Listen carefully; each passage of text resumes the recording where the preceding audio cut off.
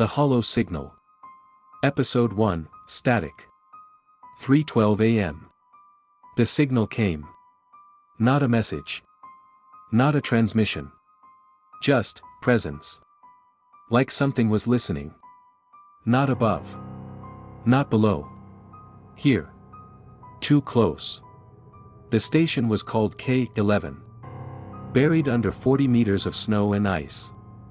4 people remained. Their job, to listen. Track frequencies. Log what shouldn't exist. After the signal, the northern monitors began to flicker. Then hum. Then pulse. Ellen recognized the pattern. She'd seen it before. In a dream. A dream she never remembered, until now. The power grid began to fail. Lights dimmed. The snow outside melted. In a perfect circle. Something was beneath them. Jonas found a trace. Not footprints. Not a trail. Just, displacement. The snow moved. But no one touched it. Under the ice, a whisper. Not in the air. In the signal. Remember us. Ellen started writing. Not in the logbook. On the walls. Symbols. She didn't know what they meant. But her hands did. The signal grew louder. And the answer was near. Episode 2, The Voice Below. The signal changed. It no longer pulsed. It whispered. Names. Dates. Memories that weren't theirs. Jonas began drawing. Not symbols. Maps. Of places he'd never been. Places that didn't exist. But the coordinates were real. Nia heard voices through the speakers. Not from the signal. From inside the station. Don't let it find you. She unplugged every wire. The voices stayed. Ellen found instructions. Typed into her terminal. She hadn't written them. No one had. Build the mirror. Face the echo. They built it. A frame of copper. A surface of ice. They stood before it. And saw nothing. Until the lights dimmed. The mirror spoke. Not with sound. With memory.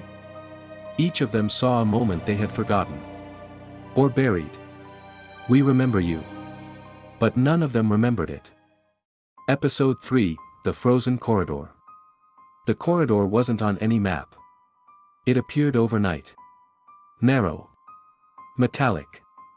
Covered in frost. Jonas found it first. He didn't report it. He walked inside. The temperature dropped. His breath crystallized. The walls began to whisper. The corridor stretched farther than it should. 47 steps. Then 80. Then 200. The lights flickered. Symbols etched into the ice. At the end, a door. No handle. No seams. Just a surface that pulsed when he touched it. He turned back. But the corridor had changed. Nia traced Jonas's last location. She entered the corridor. Her flashlight failed. Her comms went silent. Then she heard Jonas's voice. Distorted. Repeating one phrase. It's not a place. It's a memory. Ellen mapped the frost patterns. They matched symbols from her dreams.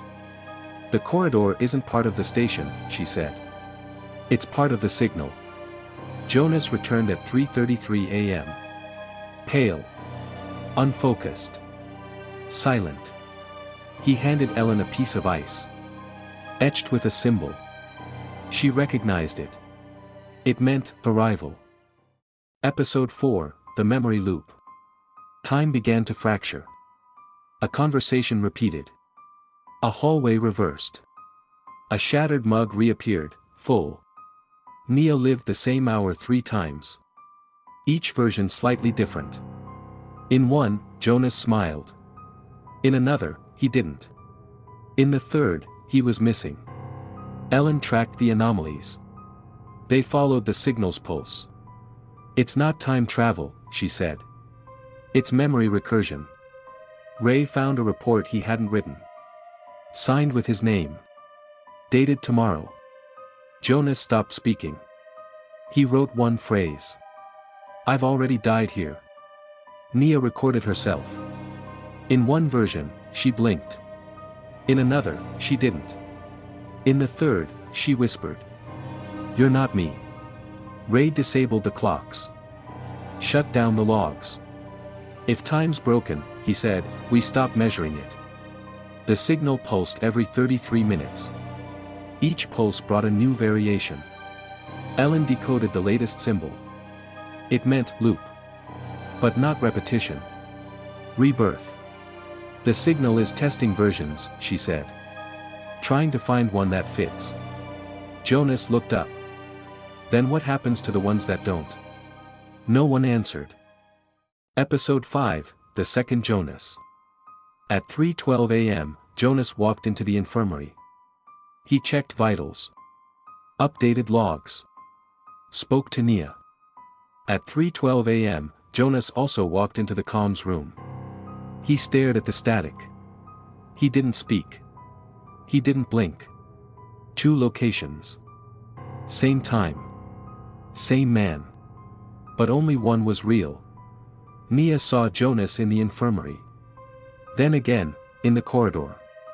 Silent. Pale. Watching. She confronted him. Jonas, what's going on? He tilted his head. I'm learning. Ellen reviewed the footage. 2 Jonases. Same timestamp. No distortion. It's not a glitch, she said. It's a fork. Ray armed himself. We pick one, he said. And isolate the other. At 3:33 a.m., the 2 Jonases met in the mirror room. They didn't speak. They stared. One reached out. The other recoiled. Then both whispered. I remember being you. The mirrors cracked. The lights dimmed. One Jonas vanished. The remaining Jonas resumed his duties. But something was different. He doesn't blink, Ellen said. He doesn't breathe. We chose wrong. To be continued.